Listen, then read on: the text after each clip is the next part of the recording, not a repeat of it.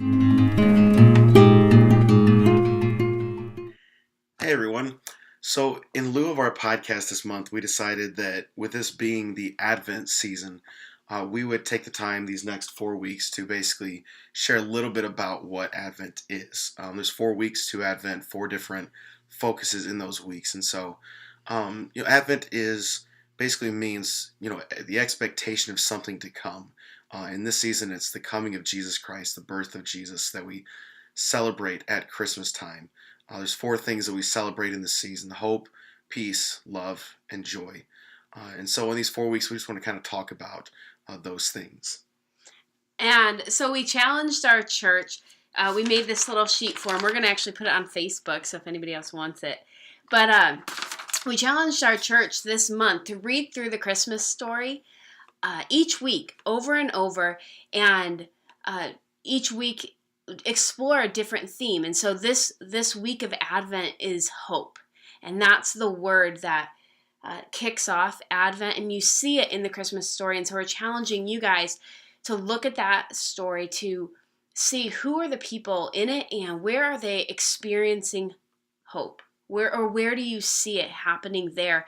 And then to take it a step further and think about your own life and think, how am I experiencing or not hope in this season? How do I relate to this word and this virtue right now where I'm at? And then to go back through and look at the story and say, what hope can I glean from this? Can I take from this?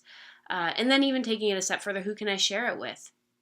Who needs to experience hope this season? And so that's our challenge to EDC. And each week we'll be on here giving you a different word to explore. And so we're going to just talk a little bit about the word hope and the hope that we have this season. Why don't you start? Yeah. So for me, I was thinking about what the hope is that I have right now, and I was thinking about how lately I felt kind of bogged down with work and life and some different things where I just feel like my focus has not been where it needed to be. And I've just been reminded of how much, with God's people before Jesus was born, there was just this period of silence. And there was this period where their focus wasn't in the right place. And just thinking about how then Jesus' birth just brought in this renewed sense of hope and also joy. But, for me, I think my hope right now is just that Jesus is continuing to change me, continuing to transform me, and that I don't have to get bogged down and feel like, okay, this is how things just are. That's just it, that I'm never going to be any different, that it's always going to be that I'm going to feel bogged down. And so my hope is that Jesus is renewing me and that there is great joy that I take in that as well. What about you?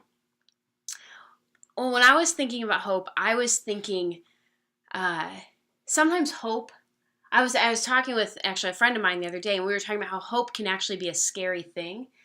And sometimes I think the way we understand hope in our society is that it's this wishful thinking, maybe it'll happen, maybe it won't, kind of idea. And so if we enter into hope, then we might be afraid because maybe it won't come true. But there's a difference between that kind of hope and biblical hope, and understanding hope from a concept of Jesus and God. And if you look throughout the Bible, hope is not just maybe it'll happen, maybe it won't.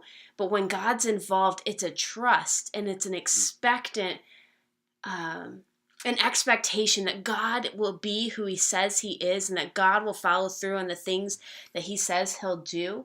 And so true hope, or hope in Christ, or hope in God, is not this maybe, maybe not, but it's saying, I know who you are, and I know that you have the ability to make dead come to life.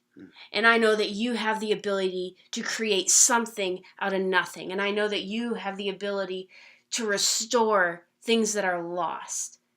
And when we start to understand those concepts, I think about God. And to say that that's the type of trust that we have in God. When we think of, can I put my hope in Christ?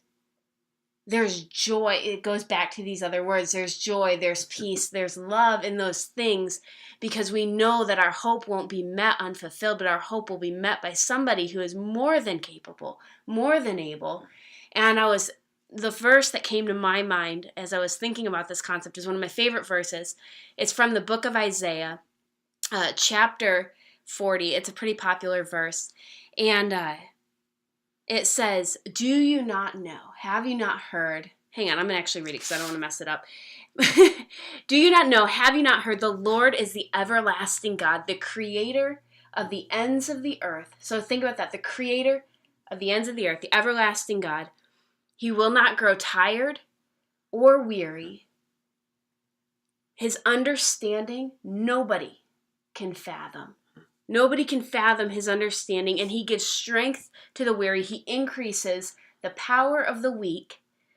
And then it goes on and it says, "Even youth grow tired and weary, and young men, they stumble and they fall." Doesn't that describes us? We grow tired, we grow weary, we stumble, we fall, we mess up. And then it says, "But those who hope in the Lord will renew their strength." And then it ends and it says, "They will soar on wings like eagles. They will run and they will not grow weary. They will walk and they will not be faint." And so it says, when we have this hope in God, when we have this trust in him, that his strength becomes our strength, and his confidence becomes our confidence, and his ability and his power is made available to us. And so no longer are we people that are weak and weary and tired and unable, but we are people that have every measure. But that only comes through hope in God. It doesn't come through a human hope. And so as we reflect on hope, I guess that's that's what I've been thinking about. So this week we just challenge you guys to think about what is your hope that you have right now, and if you're lacking hope, to to go back to these stories and to ask God to just renew in you a hope. Remembering that Israel had gone through 400 years of silence, and all of a sudden this baby Jesus was born. Mary had a hope during 9 months of pregnancy in anticipation of this. So just asking God to give you that hope. Absolutely. Thanks for joining us. You can check out more on our website. We'll have all our videos up there and on our Facebook page.